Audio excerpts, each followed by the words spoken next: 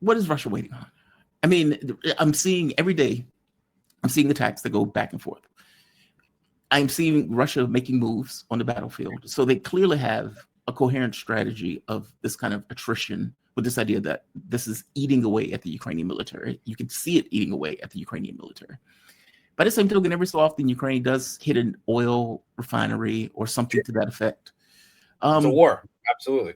And they still still have NATO backing. There are still U.S. generals in Reisbaden directing Ukrainian strikes with U.S. satellite intelligence, right? I guess what I'm getting at is the strategy, the thought being, if I keep going, at some point, the U.S., Ukraine is going to come to their senses.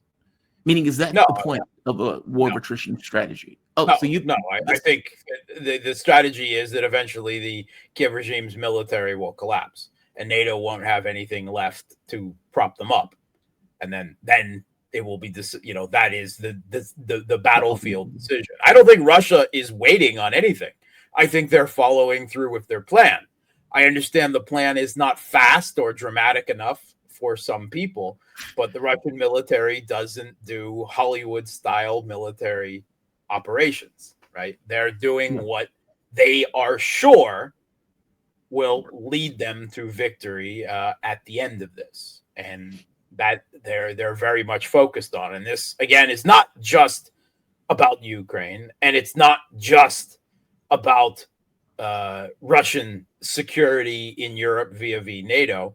Ultimately, and the U.S. recognizes this is almost certainly a world order shaping conflict.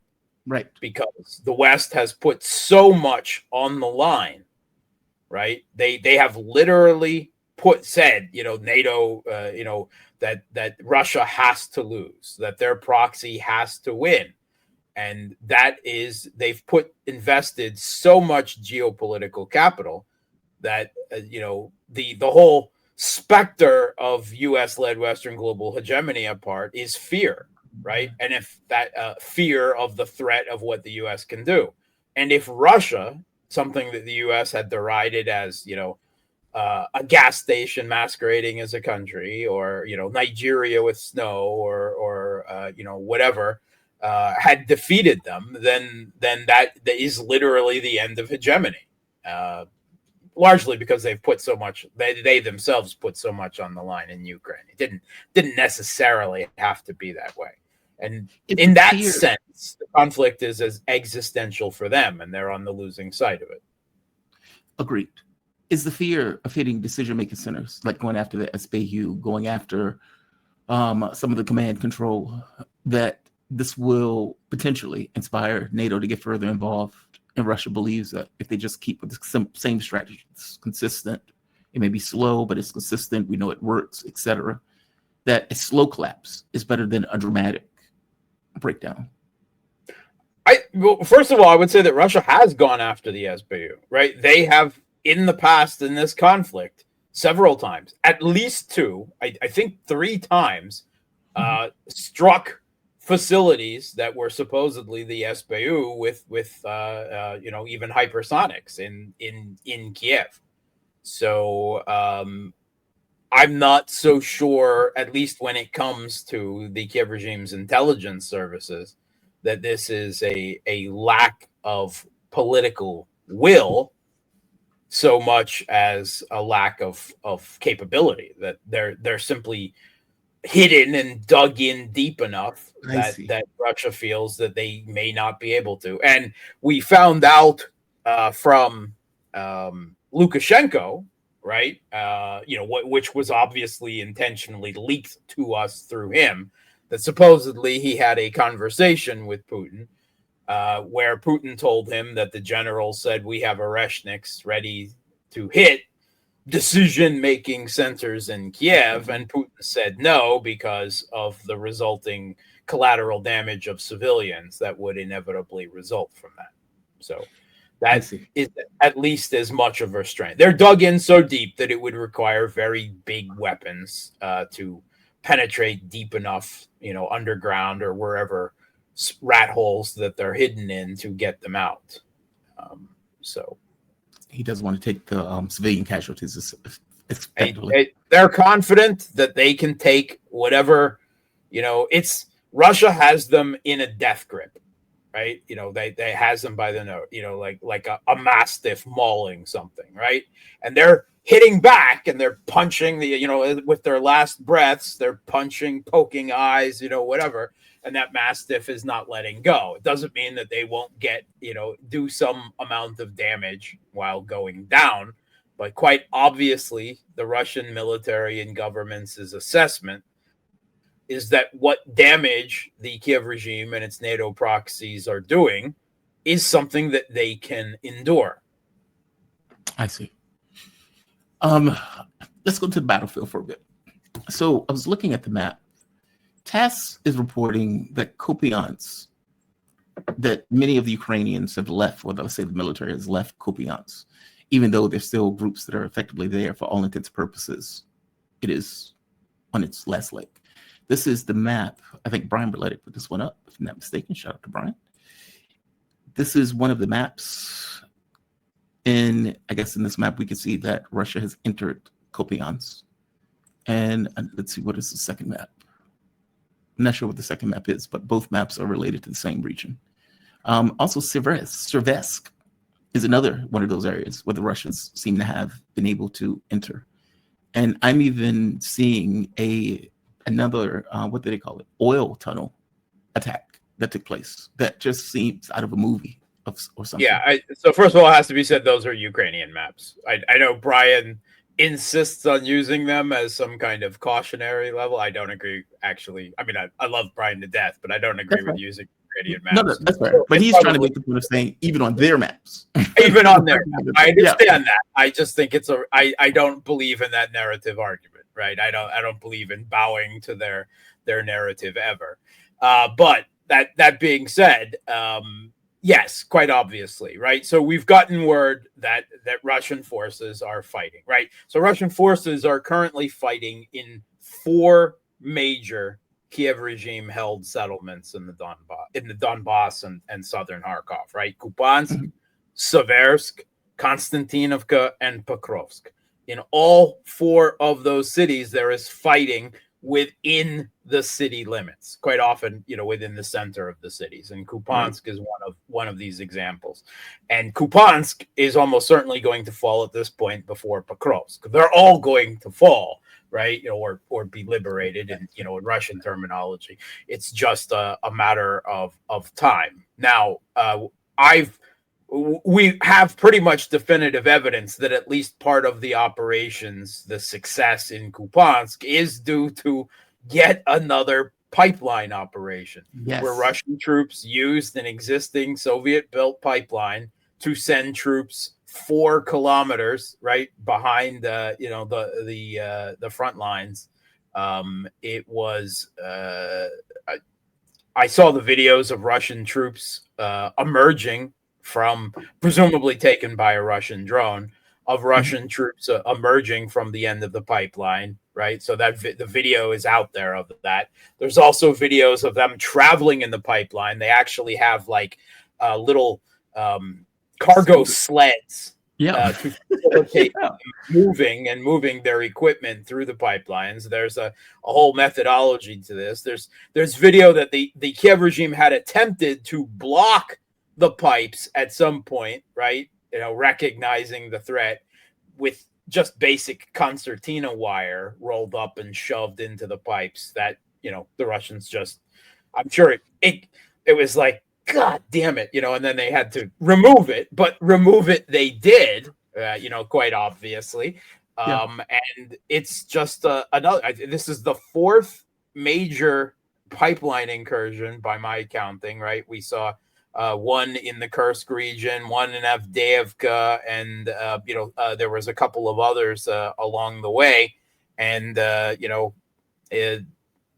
and again, the Kiev regime is not taking adequate defenses against this.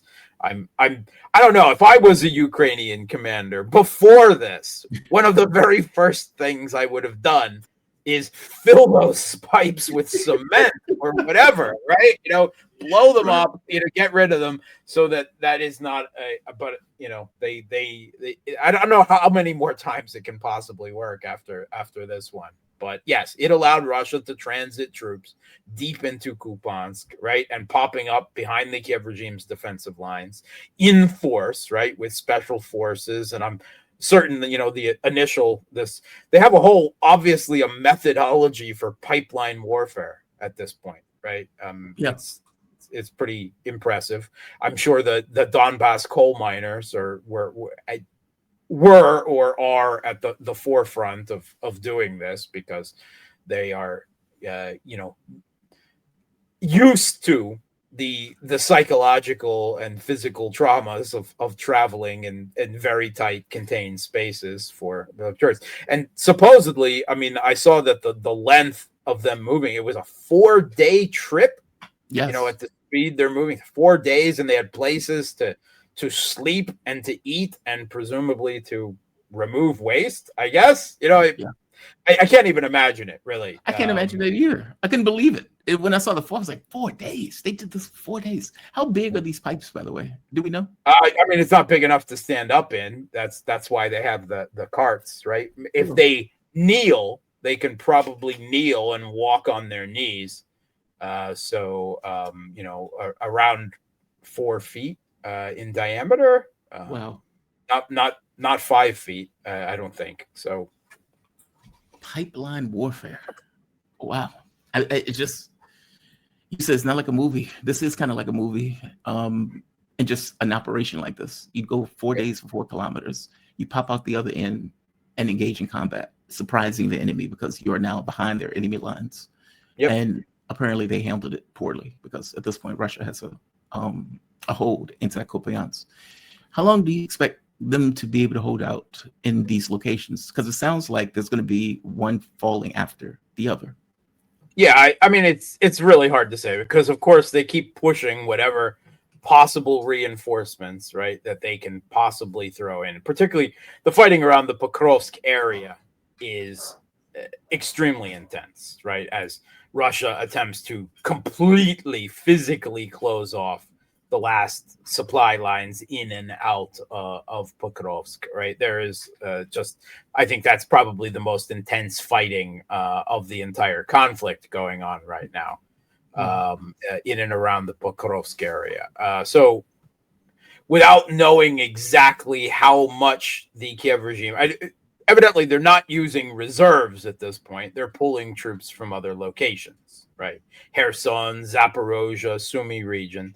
But Russia also did a major regrouping in the last month, and the Kiev regime, Telegram channels warned about, that Russia was going to push home the Donbass offensive, that they had diverted forces also from Sumy and Zaporozhye and other areas to the Donbass in an attempt to finish that up, presumably to finish, again, I would assume that the attempt is to polish off these 4 settlements that I'm talking about, right? Pokrovsk, Konstantinovka, Siversk, and Kupyansk, and probably Izum as well, right?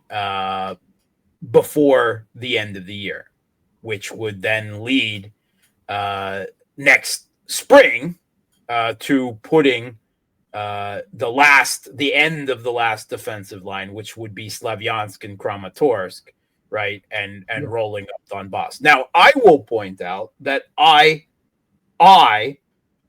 was too optimistic, because I had been saying for months now that I believed that the last defensive line, that Slavyansk and Kramatorsk, would be done, or all but done, by the end of the year. And I was too optimistic. Everyone else was, shall we say, talking Kiev and Odessa and Dnipropetrovsk and everything else. And I was saying, well, by the end of the year, we'll probably be almost done in the Donbass. Well, not so the much. attrition war is, forever grinding on, and we're at least 6 months behind that. And I think I generally, at least in the alt media, provided what was considered the most pessimistic assumption, and that was too optimistic. It's a long, slow, bitter, bloody fight. And they're still able to get their licks in, and they're still fighting for the most part. And I know people want them to collapse yesterday. They want it to be over. And it, I guess, is mentally in a tough position to continue saying, right, without the obvious evidence flying in the propaganda coming from the Western mainstream media, that Russia is winning the war of attrition, and eventually this will lead to, an unquestioned Russian victory at the end. And a lot of people are, I guess, wanting things to happen faster and more dramatically. And I certainly understand that. I have felt that in my cold, dark heart of hearts as well, right? But I would say, hey, take a chill. The Russian military seems to know what they are doing.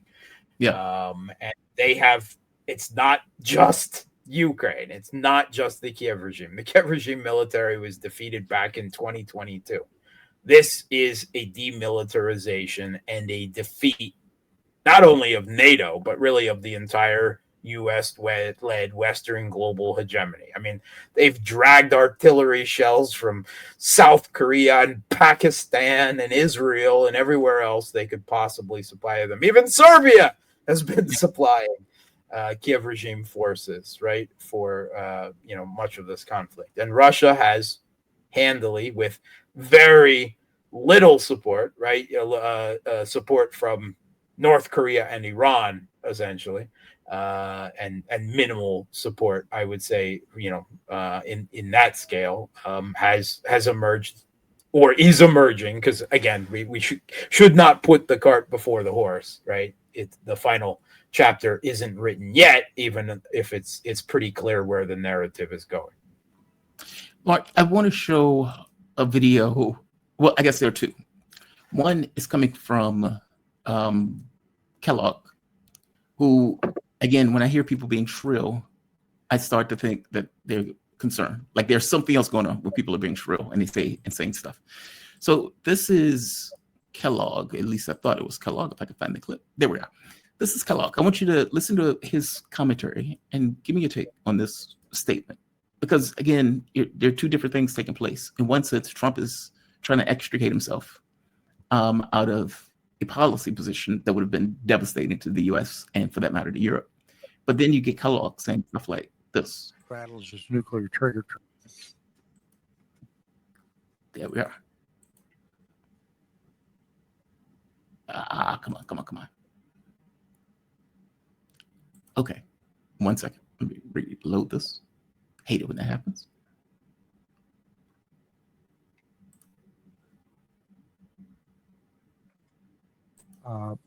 They talk a big game, but I don't think they're the. And I think right now, the way the Europeans are standing up, I would be very, very worried if I was a Putin. Just a comment. He sometimes rattles his nuclear trigger chain by saying, "Well, we're a nuclear power." I'd remind him, U.S. is too, but so's Britain, so's France. And I said, just throw it right back at him. And I think you're seeing that with the Europeans standing up right now. It's the Europeans' war because it's the Europeans' backyard and they see it. But it's one of those where we had a discussion recently in the Oval where, it goes back to what I said earlier about.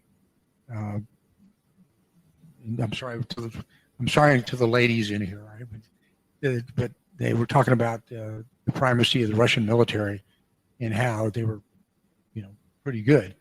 And I said to the people in the room, we'd kick their ass. You know what I mean by that?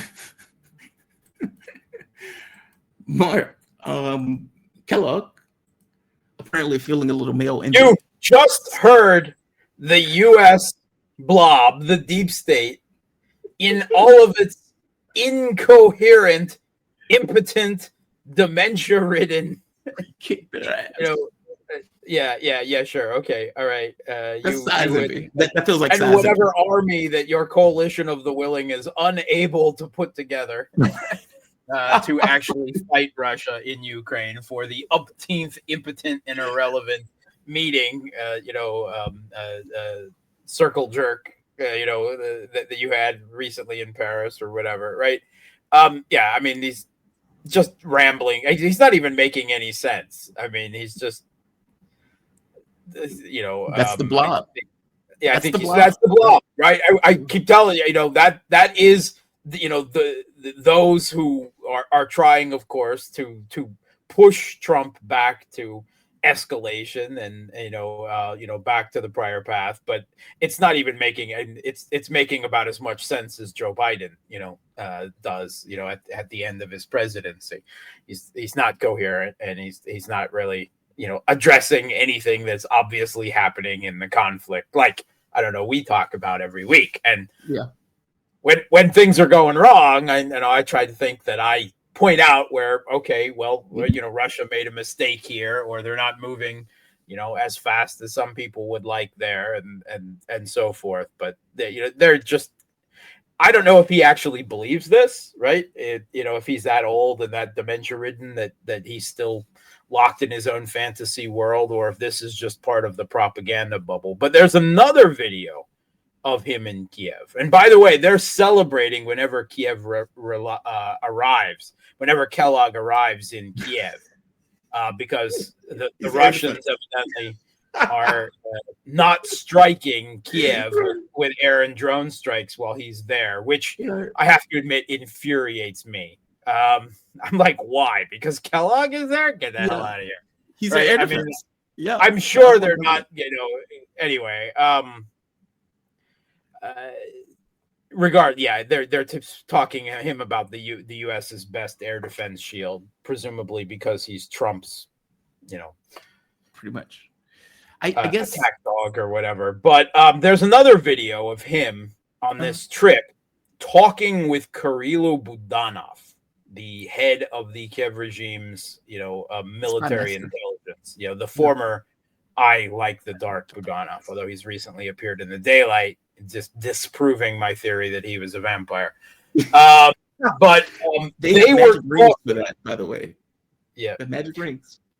They were talking in front of a physical, physical representation of the Kiev regime's military intelligence unit's symbol, which is of an eagle, like a eagle, holding a sword and plunging that sword into the world, right through Russia, of course, right? I mean, that's the symbolic intent, right? And they're standing right in front of that when they were doing the photo op. And it's quite obvious what that is, a signal that Kellogg is there, specifically talking to Budanov, the Kiev regime's military intelligence chief, because we can expect many more escalations from the dirty war, right? Battlefield's going south. So, the U.S. may not be able to put sanction tariffs on China and India, and may not be able to provide Patriot systems and whatever, but it doesn't mean that they're not doing anything or not going to do nothing. They're going to try to raise the costs for Russia as much as possible. And almost certainly that is a clear enough signal as day to me that we can expect in the coming, days, weeks, months, further escalation of the dirty war behind the lines, right? The unconventional warfare, the asymmetric warfare, more Operation Spiderweb, or attacks on the Crimean Bridge, or oil refinery strike, whatever they can possibly do with asymmetric forces, because they can't win on the battlefield. Just to be clear, though, the Russian perspective in this is that they are most likely going to have to take all of Ukraine, because Ukraine is not going to surrender. That is not the official Russian position. That has been raised by people including Lavrov and Medvedev, right, multiple times. But the official Russian position is not that. The official Russian position is still, negotiations.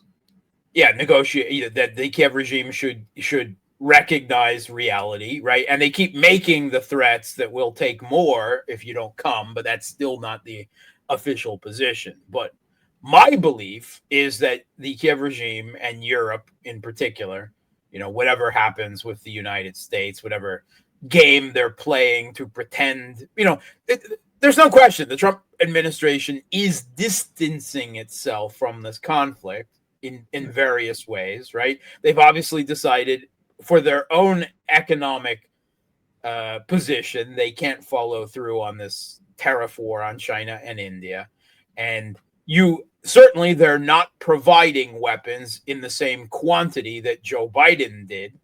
On the other hand, it's not clear that they have weapons to provide, even if they wanted them to, right? So it's not necessarily any restraint or love of Russia on Trump's part. It's just that the quiver is empty. There's nothing left there. Biden already used it all. Anything they could possibly give the Kiev regime that it could effectively use, right? I mean, they could give them F-35s, but they couldn't use them effectively, right? So not to fly them. Yeah.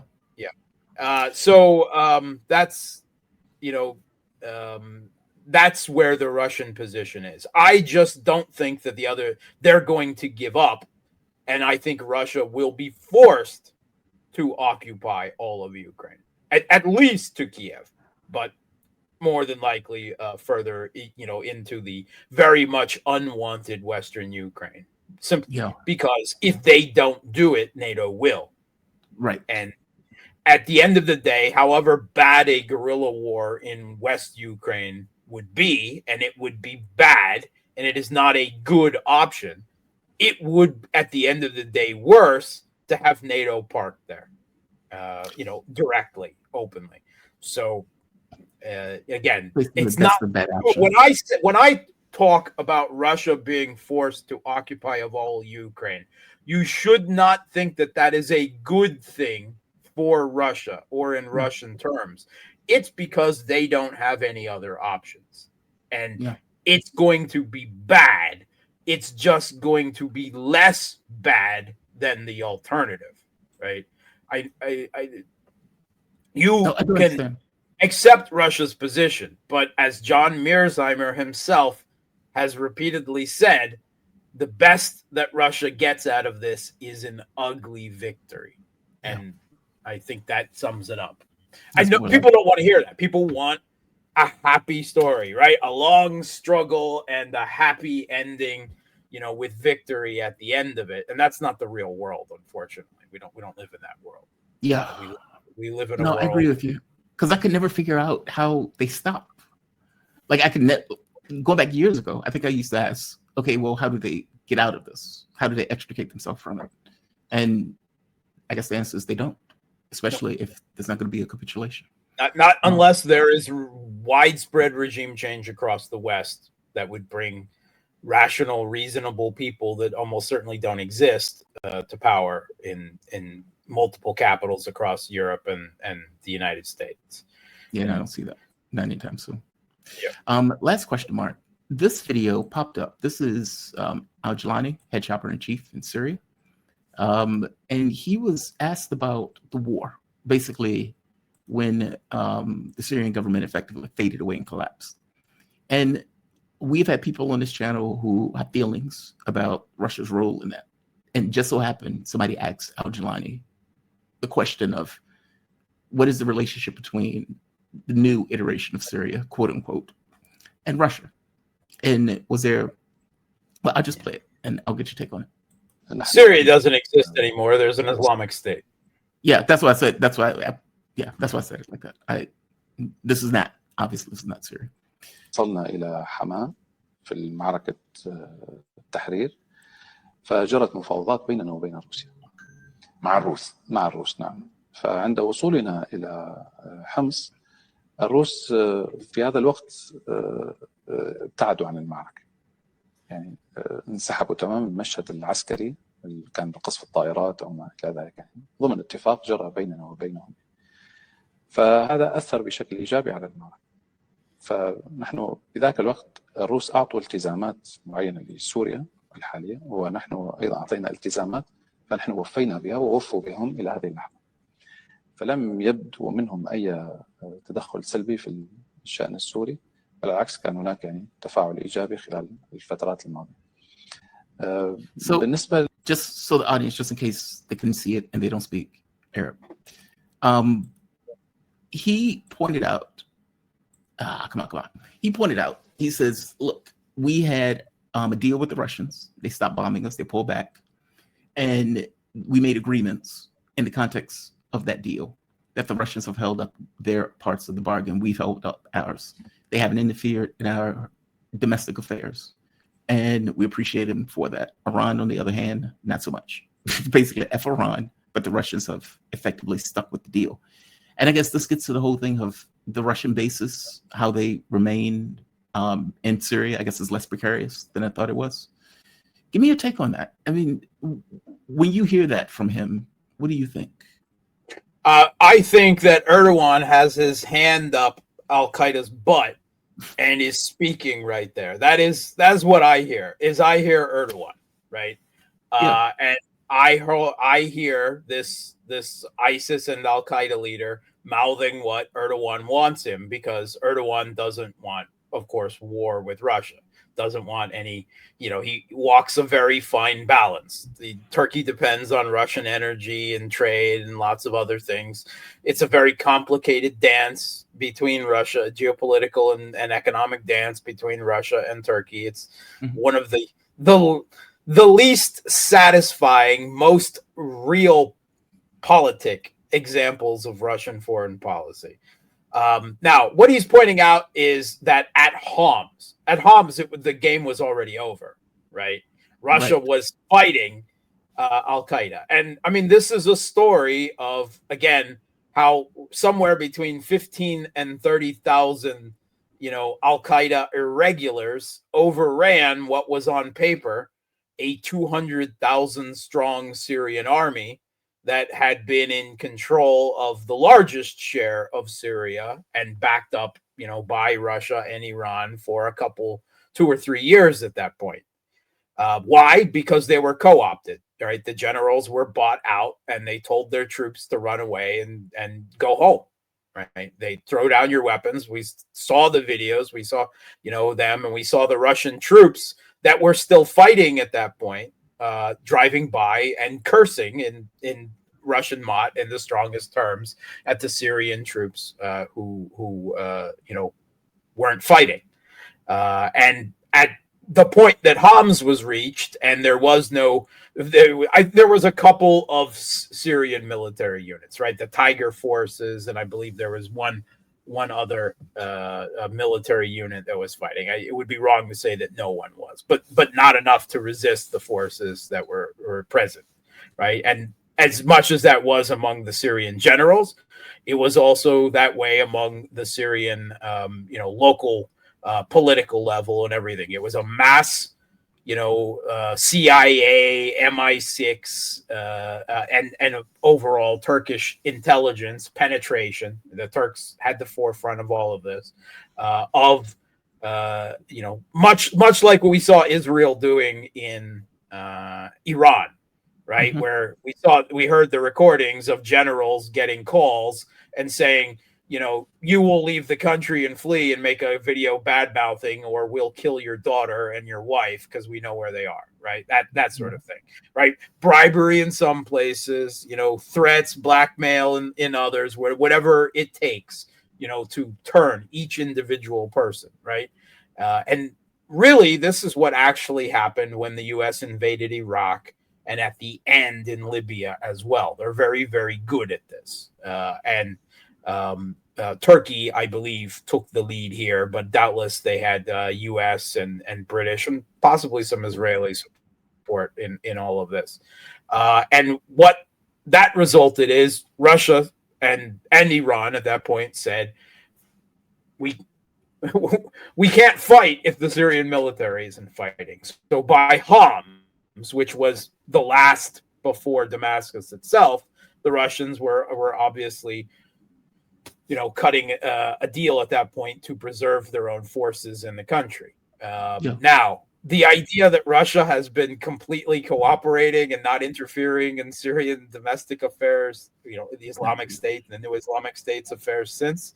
Yeah, how does it play out then with those hundreds, thousands of Alawite and Christian refugees who have fled from Giuliani's genocidal gangs onto Russian bases? Is that part of the plan? I mean, that also no. This is just Erdogan's, diplomacy towards Russia speaking through, out of Giuliani's mouth. That's all. I don't hold much. Now, on the other hand, I have heard rumors that which I cannot confirm, that there is a plan for Giuliani to come to Moscow and speak to Putin directly. Really? Which would be the head of a terrorist organization by Russian law. So I guess they're going to have to remove them from the terrorist list in Russia before that would happen. Again, I can't confirm that's going to happen. I saw a report. If it does, I will be sick to my stomach. It will be too much realpolitik for me to handle in that situation. I draw the line at Wahhabists. Sorry. But I'm not running Russia, so. Wow. I mean, they really want their military base stationed there. I think it's about far more than that, right? I think that there is a very long-term belief involved, right? Obviously, the game that is over, and this is a new game, and that ultimately there will be some return to politics within Syria at some point. And Russia is confident that at the end, that certain geopolitical truths of Syria's position vis-a-vis other countries in the region, Russia has in various iterations defended Syria's sovereignty several times now against the West over multiple, and they lost the last round. They lost the peace, not the battle, but they obviously, I think, believe that there are certain geopolitical truths that will assert themselves through politics in Syria eventually, and that will, once again, one of the thing is money. Printing money. Russia still prints money for Syria. Russia supplies grain and oil and everything else. There's so many things that Syria needs from Russia. So they're taking influence. Give Russia leverage, yes, and be able to hopefully, direct some future Syrian government back towards something more that they can more palatably deal with. Again, I'm not saying I agree with that. Yeah, just long-term strategy, just practical. Well, yeah, it's realpolitik of the most cold-blooded sort at this point, and obviously has been since Homs. Mark? But again, the myth that Russia did nothing from the beginning is completely false, because of course it is. I mean, outside Aleppo and everything, it was the Russians that were slowing Giuliani's Al Qaeda gangs down and so forth. So, and obviously they would wasn't enough Syrians. Yeah, and the Syrians who didn't fight have paid the price, right? The ethnic minorities whose communities, are facing these, genocide on the Alawite coast, and the Christian communities, the Druze, the Shia, all of that. They're now paying what was going to be the inevitable price of not fighting to defend a multi-ethnic, multi-confessional, however flawed United Syrian state. And ultimately, Syria is still divided, remember, because the U.S. and the Kurds still control the East. And now you could argue that Israel and the Druze that they've selected as their proxies control parts of the South. Right. The geopolitical game of the future division of Syria continues, right? Syria will never be one country again. Yes, kind of far more complicated. Mark, you're fantastic, man. I always appreciate you. I always say you are best in the business, and I mean it. Mark Sleboda, International Relations Security Analyst. You can follow Mark on Twitter at Mark Sleboda1, but you can also find him on Boosty, Boosty, Realpolitik with Mark Sleboda, or just put in his name, Mark Sleboda. He will appear. Definitely check him out. Check out his content. He is awesome. Thank you for this, Mark. I really appreciate it, man. Thanks for having me. You have a good one. Have a good Bye-bye. one.